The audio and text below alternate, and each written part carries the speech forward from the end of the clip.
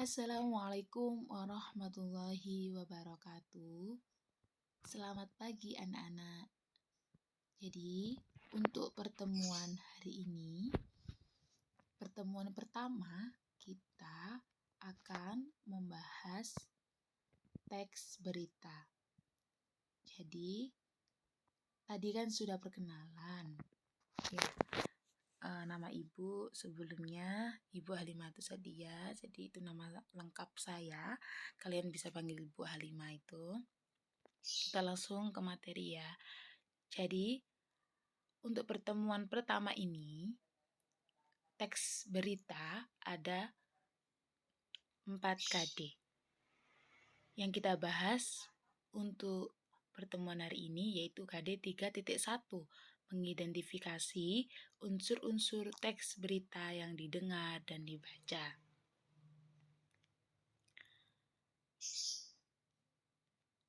Yang pertama, menentukan unsur-unsur berita. Jadi ini ada satu contoh, ini merupakan teks berita yang singkat, yaitu dengan berjudul Akibat Lilin, sebuah rumah hangus terbakar dilalap si jago merah. Ini bisa kalian baca sendiri ya. Kemudian itu tadi kan contohnya. Kemudian sekarang pengertiannya, apa itu teks berita? Nah, teks berita itu suatu teks yang berisikan informasi terkait suatu hal yang terjadi di dunia ini atau di sekitar kalian. Nah, apa sih gunanya teks berita itu? Nah, teks berita digunakan untuk berbagai tujuan. Seperti di siaran radio, di artikel, di website, atau yang dibacakan dalam berita di televisi, atau yang dari mulut ke mulut. Nah, itu semua dapat menambah wawasan bagi kita pembaca atau pendengar untuk menjadikan seseorang lebih berpikir secara kreatif, kritis, dan inovatif, efektif terhadap suatu hal.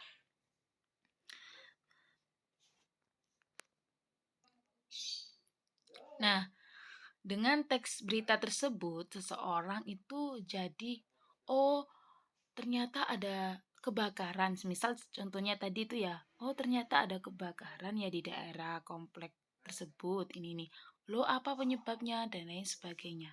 Dari kita membaca sebuah teks berita, kita mendapatkan suatu informasi. Seperti itu. Paham ya?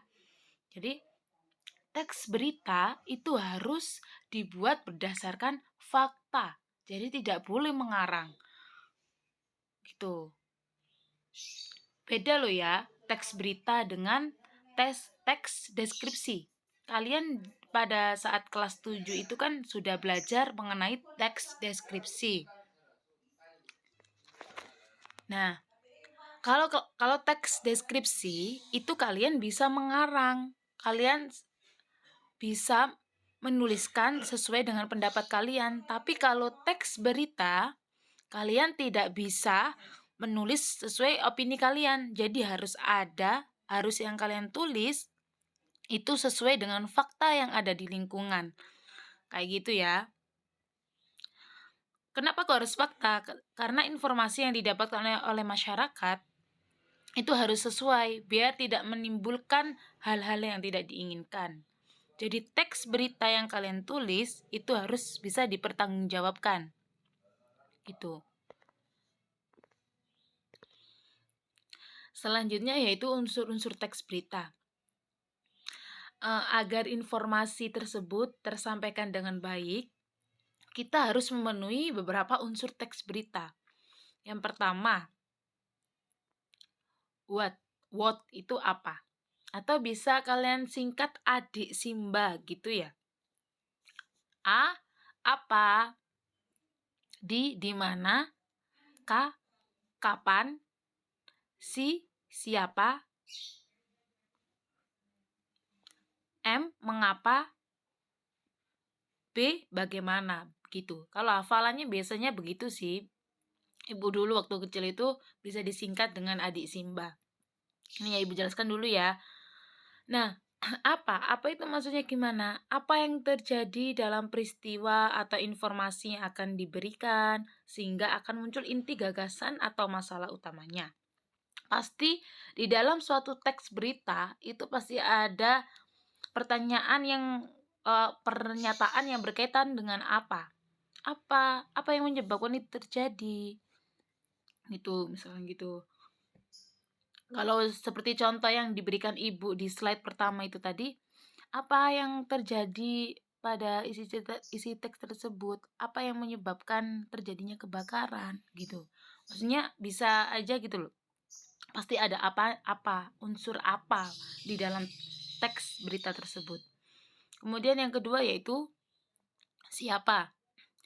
Siapa yang terlibat dalam peristiwa tersebut? Di dalam teks berita pasti ada kaitannya dengan nama tokoh yang lebih jelas mengalami suatu hal yang terjadi atau peristiwa terjadi. Gitu. Pasti kalau dikaitkan dengan contoh yang sudah Ibu berikan di slide pertama, siapa yang mengalami siapa saja yang menjadi korban di rumah kebakaran, di kejadian kebakaran tersebut, itu juga bisa kan pertanyaan itu.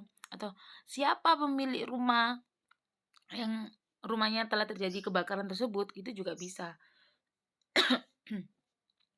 Kemudian yang ketiga adalah kapan. Nah, pasti mungkin contohnya bisa dijelaskan oleh Ibu tadi itu ada waktu gitu ya. Kapan peristiwa itu terjadi? Pasti kebakaran itu terjadi pada pukul gini gitu. Kemudian di mana? Di mana itu? Di mana peristiwa tersebut terjadi? Itu.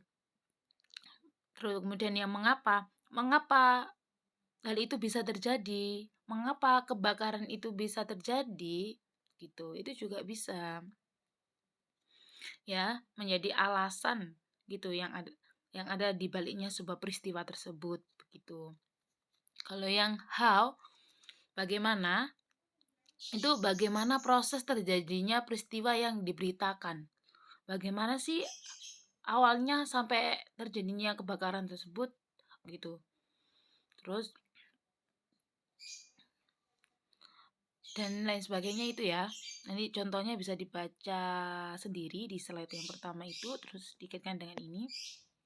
Nah, kemudian ciri-ciri teks berita. Ini penting ya anak-anak ya. Jadi ada 6. Yang pertama itu adalah aktual. Nah, aktual itu apa? Isi berita yang disajikan itu harus apa itu yang disajikan itu baru terjadi atau terkini. Jadi kalau kalian mau membuat teks berita, buatlah berita yang masih hangat-hangatnya ini. Contohnya sekarang itu berita tentang apa ya? Sekarang itu musim pandemi gitu ya. Jadi kalian bisa buat berita tentang pandemi begitu. Kan terkini kan ya. Jangan buat berita yang masa lalu, 40 tahun yang lalu atau 10 tahun yang lalu waktu kalian kecil itu sudah apa ya? Beritanya udah kelewat gitu loh. Sudah tidak apa ya? Nama kasarnya itu sudah tidak berguna gitu untuk disajikan kembali. Jadi yang berita yang terkini aja, yang baru-baru aja yang kalian sajikan gitu atau yang kalian tulis untuk menginformasikan ke orang lain begitu. Nah, yang kedua yaitu kalimat yang digunakan harus jelas, singkat, dan padat. Jadi contoh teks yang dikasihkan Ibu tadi kan jelas sekali ya, dan juga singkat sekali, kemudian padat sekali. Kalian pasti memahami apa yang menyebabkan terjadi kebakaran, di mana, kemudian siapa, terus bagaimana, itu di situ ada semua. Udah mencangkup itu. Yang ketiga yaitu faktual. Faktual itu harus fakta. Data yang disajikan harus fakta, sumbernya valid dan bisa dipertanggungjawabkan. Ya, nggak boleh asal-asalan mengarang. Misalnya di Metatu ada rumah kebakaran padahal tidak ada lah. Itu tidak boleh. Nanti kena pasal itu, ya. Kemudian yang keempat, itu bahasa yang disajikan menarik dan mudah dipahami. Harus seperti itu, biar pembaca atau pendengar itu ingin sekali mengetahui informasi sampai selesai, begitu ya. Dan tidak boleh berbelit-belit kalau menulis suatu teks berita itu. Kemudian yang kelima, data yang diberikan lengkap mengandung 5W plus 1H. Nah, jika kalian menuliskan teks berita atau melaporkan tentang kebakaran misalnya di desa Metatu gitu ya, tapi kalian tidak menyebutkan tempatnya atau tidak menuliskan unsur pertama kalian tinggal, misalkan di mananya tempatnya nggak kalian tulis di situ, otomatis orang pembacanya pasti bingung. Lah, ini kebakarannya terjadinya di mana? Kan nggak tahu gitu. Itu namanya bukan teks berita ya itu nanti malah kasihan pembacanya sama pendengarnya itu bingung.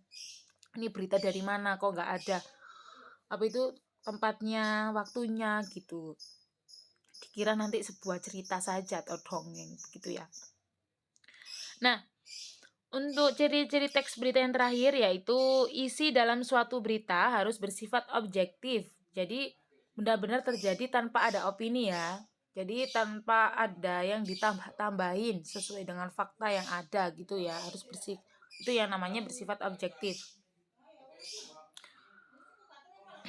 Nah, ini ada contoh mengidentifikasi unsur teks berita yang sudah dicontohkan Ibu tadi ya. Jadi dari teks tersebut Ibu bisa mengidentifikasi unsur-unsurnya. Unsur teks tadi kan ada 6 ya, 5W plus 1H. Yang pertama Ibu mengidentifikasi itu apa yang terjadi. Jadi rumah Bapak Andi terbakar dan hangus tersisa. Kedua, siapa yang mengalami kebakaran rumah tersebut? Ya Bapak Andi. Gitu. Kapan kebakaran itu terjadi? Pada malam hari pukul 23:30. Di situ ada ya di kalimat di paragraf pertama ya, kalimat pertama itu di mana alamat rumah yang mengalami kebakaran itu terjadi. Lah, di paragraf pertama juga di kalimat pertama itu ya, di komplek perumahan Gria Jaya itu. Terus mengapa kebakaran itu bisa terjadi? Nah, peristiwa itu terjadi karena sang pemilik rumah menaruh lilin di atas lemari kayu miliknya. Itu, udah ya, nanti bisa kalian baca sendiri. Selanjutnya materi jika di selanjutnya ini ya. Ini hanya Ibu jelaskan sedikit saja. Supaya kalian tahu aja gitu ya, meringkas isi teks berita itu seperti apa, menyimpulkan isi teks berita itu seperti apa. Nah, kalau ringkasan berita itu adalah suatu bentuk berita yang disajikan secara singkat dan efektif tanpa mengubah alur isi pokok. Jadi, kegiatannya untuk mempermudah pembaca dalam memahami isi teks tersebut secara cepat gitu ya. Nama kasarnya nama lainnya itu untuk menghemat waktu gitu. Kalau cara meringkas teks berita, yang pertama itu kan pasti kita mendengarkan dulu atau kita membaca dulu apa sih isi berita tersebut. Yang kedua, kita harus mencatat pokoknya saja. Yang kalian cari adalah 5W plus 1H dulu. Kalian buat reng-reng apa itu tulisan untuk mencatat apa, kapan, siapa, di mana, mengapa, bagaimana kayak gitu. Kemudian kalian membuat ringkasan isinya. Jadi masukkan unsur 5W plus 1H itu kalian susun. Nah, kalian masukkan, kalian ringkas, kemudian kalian susun. Yang terakhir itu menyusun pokok-pokok informasi menjadi karangan singkat dengan kalimat sendiri. Jadi ya kalian susun tadi yang 5W plus 1H dengan kalimat kalian sendiri yang lebih pendek, yang lebih singkat begitu ya. Ini di sebelah sini ada contoh ringkasan teksnya tentang gempa itu ya. Yang kedua yaitu penyimpulan isi berita. Nah, kesimpulan itu juga harus memuat unsur 5W plus 1H. Ini langkah-langkahnya ya, bisa kalian baca. Itu. Nah, sekarang Ibu kasih itu contoh untuk simpulan teks berita, membuat simpulan itu seperti apa.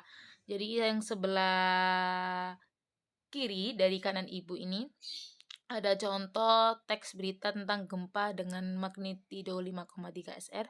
Bisa kalian baca ya. Untuk yang sebelah kanan ini adalah analisis dari Ibu. Jadi misalkan yang warna kuning ini ya, apa yang terjadi pada isi berita tersebut. Nah, di situ tentang gempa dengan magnitudo 5,3 SR yang warna kuning. Kemudian setelah siapa? Itu siapa yang telah ikut andil dalam kejadian gempa tersebut, yaitu pemerintahan Kabupaten Solok Selatan, Sumatera Barat, ya. Terus siapa, kapannya itu pada warna biru pukul 6:30. Terus di mananya itu warna hijau, Solok Selatan itu ya. Sebagainya, mengapa bagaimananya itu di situ itu sudah ada Ibu kasih warna gitu. Nah, untuk tanggapan terhadap isi berita, itu tanggapan itu apa sih? Tanggapan itu adalah sambutan terhadap suatu ucapan yang berupa kritik, saran, atau komentar.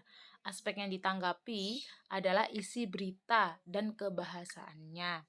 Biasanya kalau seseorang menuliskan teks berita dan ketika sudah dibaca oleh pembaca atau pendengar, pasti nanti menimbulkan suatu tanggapan, suatu argumen atau suatu kritikan gitu.